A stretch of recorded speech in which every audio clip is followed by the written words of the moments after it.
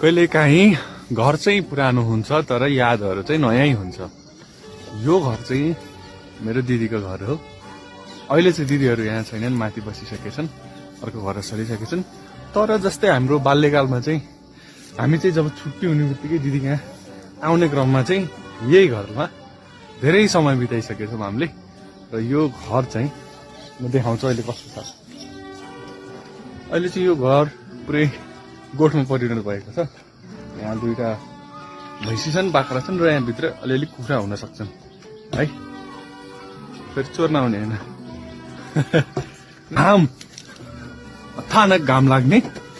र यो यहाँ दुईटा कोठा थिए, भान्जाहरू सानै थिए, म पनि सानै थिएँ र हामी चाहिँ यहाँ मस्ती गर्थ्यौँ। यता फुटबल खेल्न जाने, यहाँ मस्ती गर्ने गर्थ्यौँ।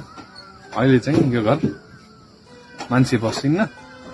घरको भित्रको अवस्था चाहिँ के छ हेर मैले। यहाँ पनि गोठै हो, पराल रहेछ यता चाहिँ। यहाँ चाहिँ दुईटा पाठी छन् बाख्राहरू र उतापट्टि चाहिँ भैँसीको गोठ छ। त्यही भएर समय पुरानो हुन्छ, घर पुरानो हुन्छ, याद चाहिँ नयाँ नै हुन्छ।